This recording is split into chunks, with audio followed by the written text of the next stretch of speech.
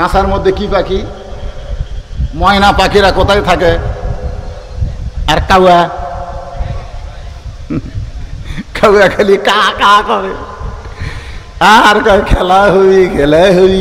কে রে কাউয়া, তোর মাজা ভাঙ্গা, তুই খেলবো কেমনে রে? তোর এখন কথা ঠিক কি না?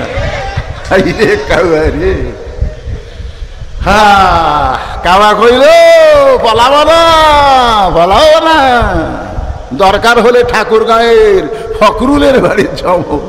জনগণ মনে করতে যে কাউয়ান ফখরুল সাহেবের বাড়িতে আছে। কাউয়া ময়না পাখি 50 বছর কোরআনের তাফসীর করেছে। জোরে বলেন কথা ঠিক কিনা? ময়নারে তোমরা খাঁচাই বন্দি করে থুয়া কাউয়ারে তোমরা ছাড়িয়া দিছে। কাউয়া,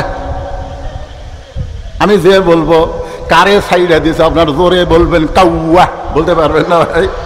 ময়না পাখিরে বন্দি রাইকে কারে ছাইড়া দিছে? আরো জোরে জোরসে বলেন, জোর হলো না, আরো জোরে। কাউয়া, এবার বুঝছি কাউয়ার খবর কি। এ ওয়াজ খালি এই আপনাকে এলাকার থাকতেছে রে, ওয়াজ গোটা বিশ্ব রিলে হচ্ছে। তোর এখন ঠিক না? কাউয়া যেটি বলে থাক, কাউয়া যেটি থাক শুনবার ভাবি কে রে? ওরে বাবা রে।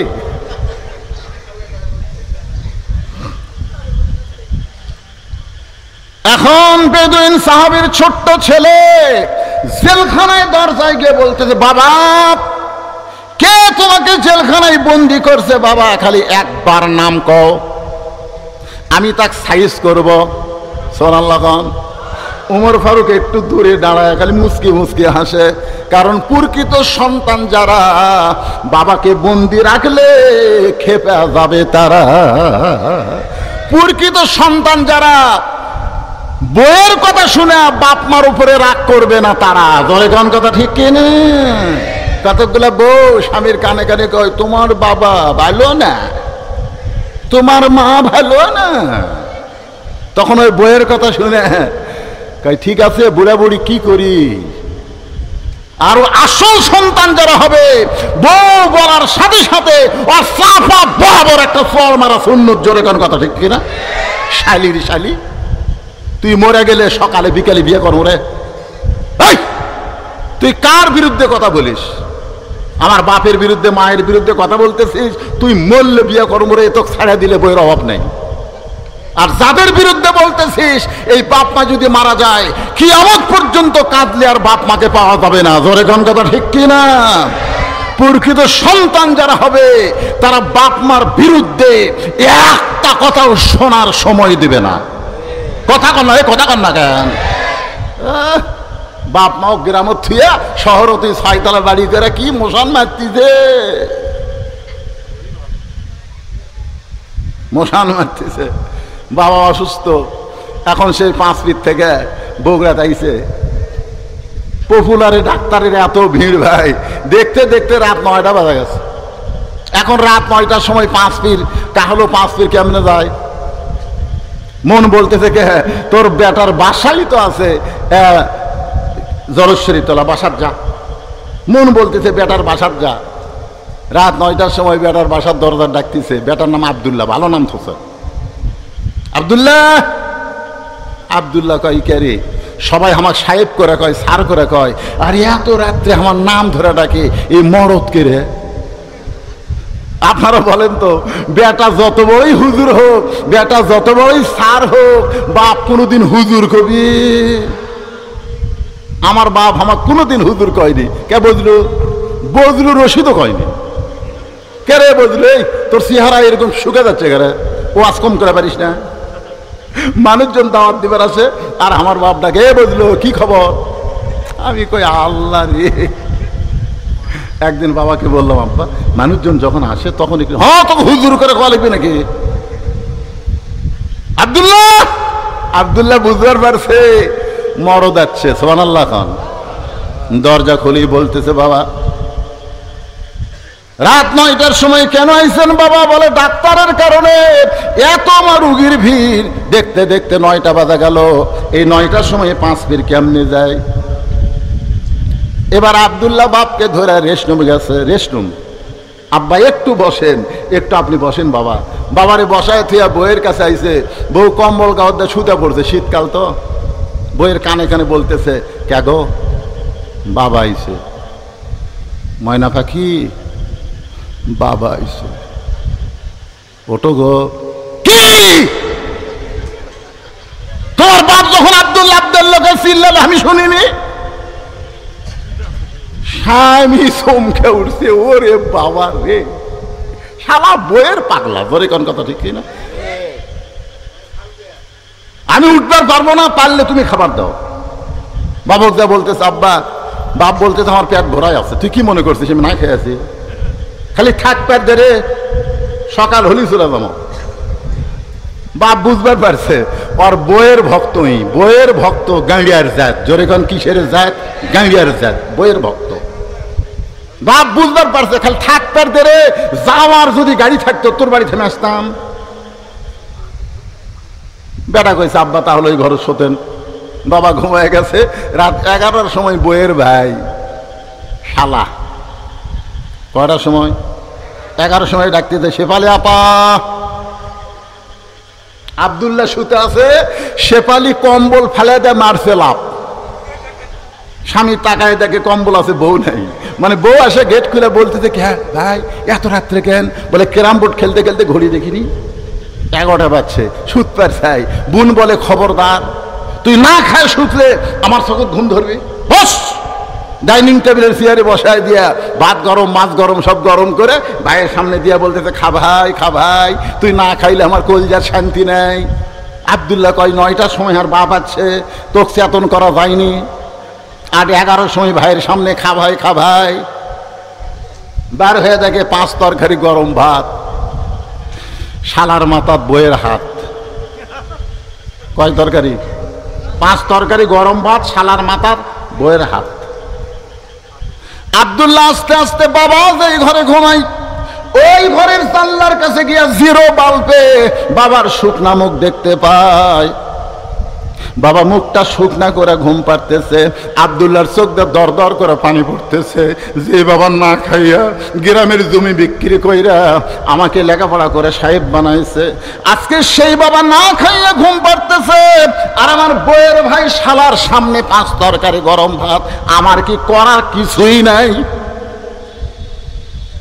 আমার কি করার কিছুই নাই?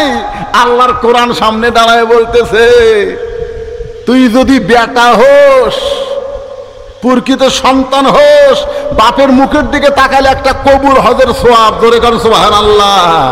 আল্লাহ কোরআনে বললেন, ওয়াকাযা রাব্বুকা আল্লা তা'বুদু ইল্লা ইয়াহু ওয়া বিল ওয়ালিদাইনি ইহসানা। বিবেক জাগ্রত হয়ে বলতেছে আব্দুল্লাহ, ওয়া আমিলুস সালিহা, একটা নেক আমল কর। আব্দুল্লাহ বলতেছে, কি নেক আমল কর্ম? বিবেক বলতেছে, তোর বাড়িতে কি কিছুই নাই? আব্দুল্লাহ চোখ বন্ধ করে দেখে উটি বলা একটা বেলান আছে, উটি বলা একটা বেলান।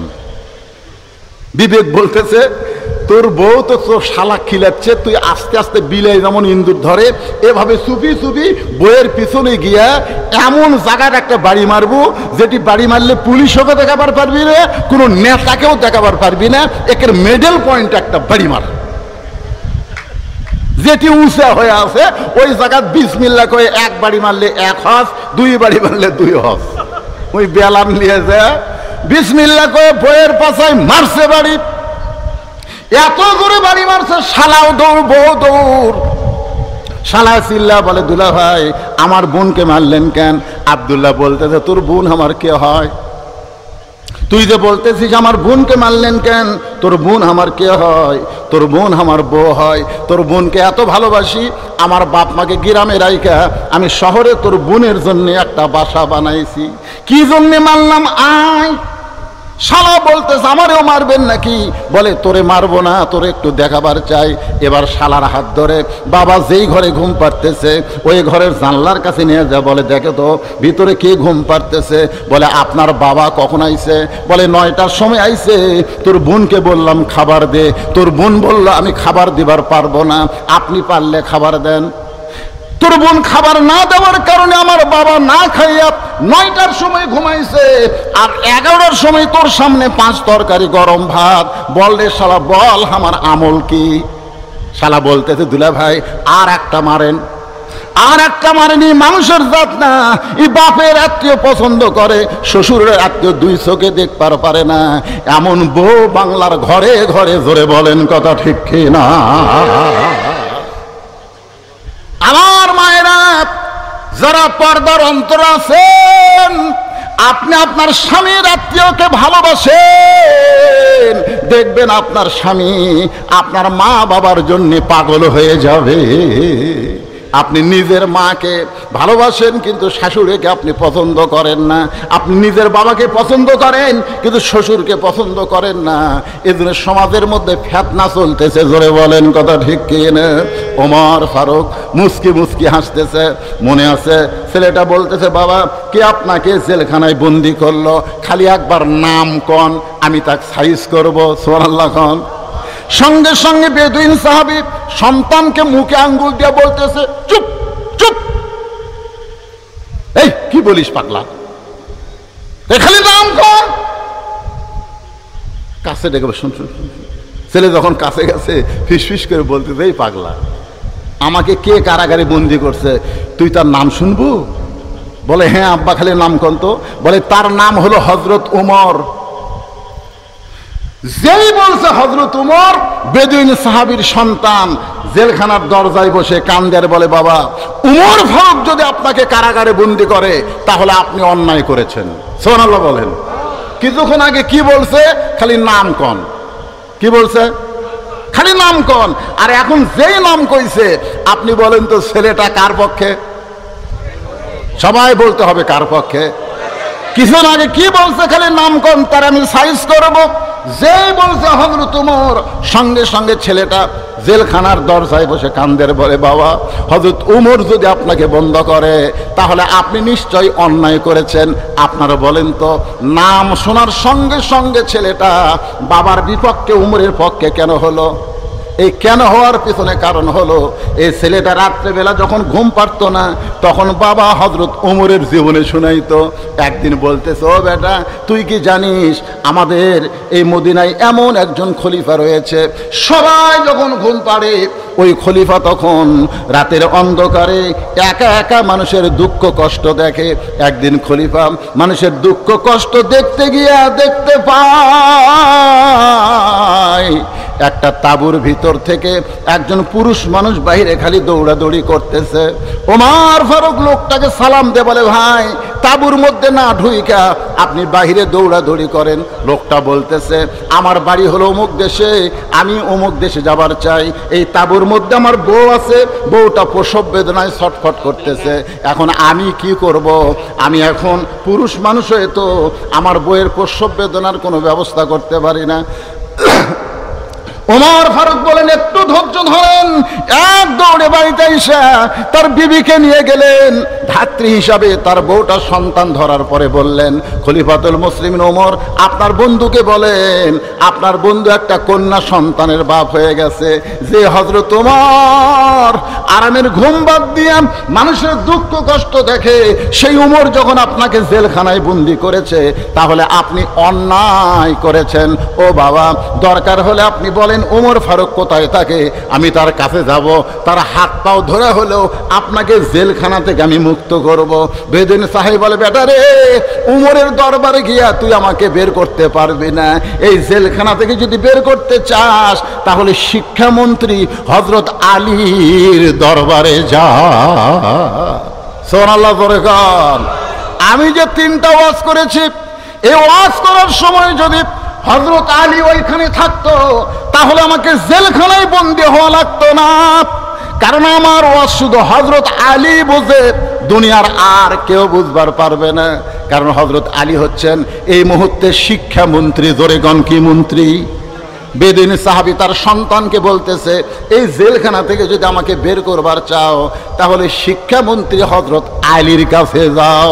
আপনারা বলেন তো, 90% মুসলমানের জন্য একটা ভালো শিক্ষামন্ত্রীর দরকার আছে না নাই? কিছুদিন আগে যেই মন্ত্রী ছিল নাম হলো নওফেল। ধরে বলেন নাম কি? শালা কত বড় বদমাইশ জানেন। আমাদের শিক্ষার মধ্যে ইসলাম তুলে দিয়ে দুর্গা পূজা মূর্তি ভরায় দিছিল। জোরে কোন কথা ঠিক? যদি বাংলাদেশে কোরআন দিয়ে রাষ্ট্র চলে তাহলে শিক্ষামন্ত্রী প্রাইমারির শিক্ষার ভিতরে আগডম বাগডম ঘোড়াডম সাজে, ঢাক ঢোলক ঝাঁঝর বাজে, বাঁচতে বাঁচতে চললে ঢুলি, ঢুলি গেল কমলা ফুলি, এইগুলো শিক্ষা থাকবে না। প্রাইমারির শিক্ষাই হবে আল্লাহর কোরআনের শিক্ষা। জোরে বলেন ঠিক কিনা? ইকরা বিইসমি রাব্বিকাল্লাযী খালাক, পড়ো সে আল্লাহর নামে যে আল্লাহ তোমাকে সৃষ্টি করেছেন। আমাদের মাসুম বাচ্চাকে সেই শিক্ষা না দিয়া আয়রে আইটিয়ে না হে ভরা দিয়ে না লে গেল বোয়াল মাসে তাই না দেখা ভোদর নাচে। কি এলে শিক্ষামন্ত্রী?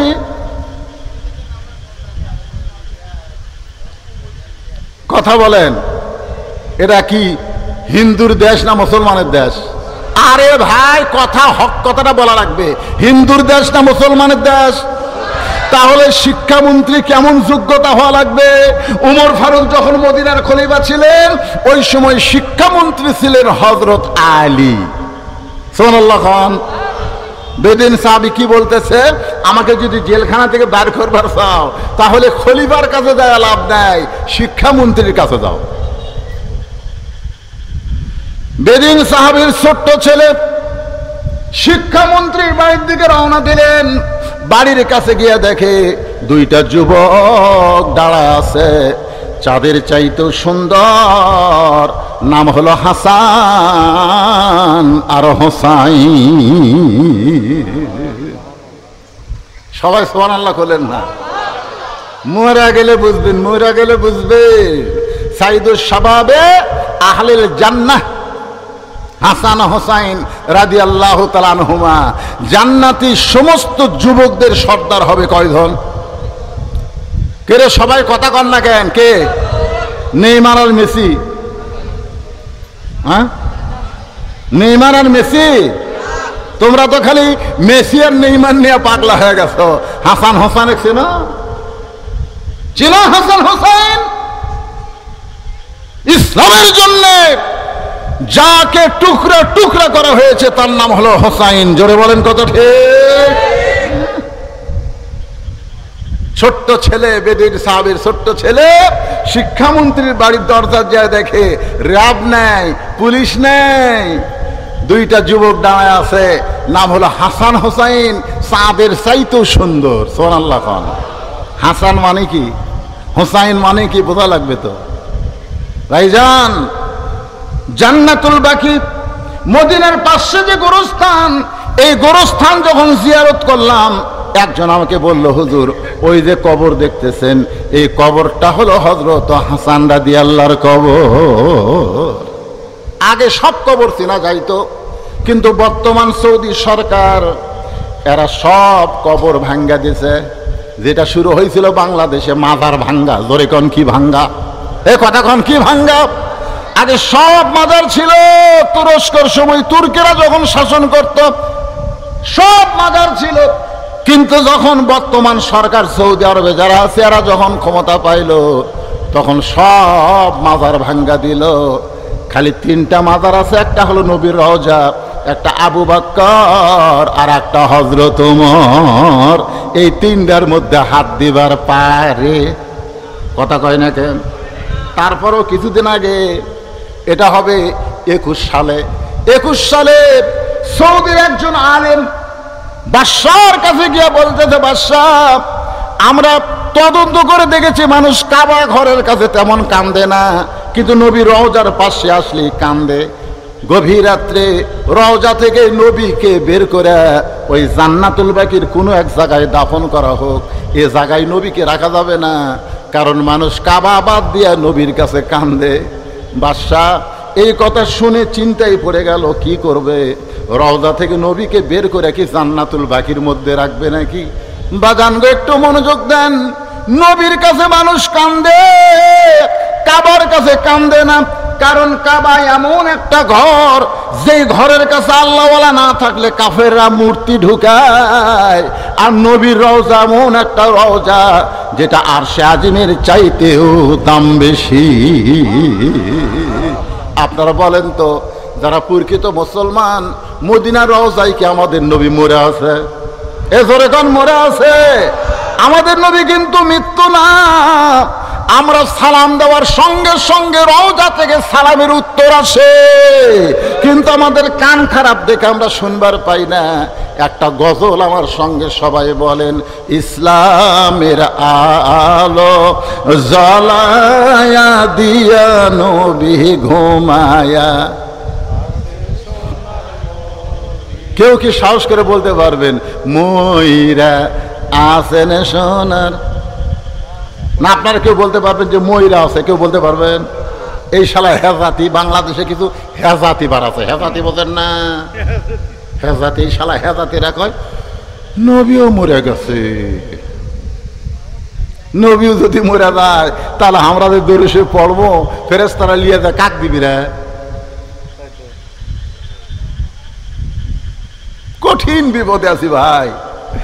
এই বাংলাদেশে কিছু হেজাতি আছে না নাই? জোরকান আছে না? হ্যাঁ, এই ফেসবুকে এই হেজাতির কিছু মশলা আমাকে কিছু যুবকেরা দেখে কয়, হুজুর তারাবির নামাজ কয় রাকাত হুজুর? তো চা পাত গুড়েন দেওয়া দরকার। তোর দাদা কয় রাকাত পড়ছে? কয় 20 রাকাত। তোর বাপ কয় রাকাত পড়ছে? 20 রাকাত। তোর আবার কোন জাকাত বাঁচা? হুজুর নামাজের পরে হাত তোলা যাবি কি যাবি না? তোর মন না তাহলে তুলিস না, এ ফতুয়াবাজি করিস কেন রে? এরকম কিছু লোক আছে না নাই? সৌদি আরবে কাম করবে গেছে, 4 বছর কাম করে আসা 2 ঠ্যাং ফাঁক করে খাড়া হয়ে হাত এটি বান্ধিছে। কে রে এটা কি করছে? হুজুর সৌদি আরবে। তুই সৌদি আরবে কি লেখাপড়া করবার গেছিল? তুই সৌদি আরবের কোন ভার্সিটি পড়ছু? কই না হুজুর আমি ক্লিনার। তুই ক্লিনার হয়ে আসা হাত এটি বানলু, তার মানে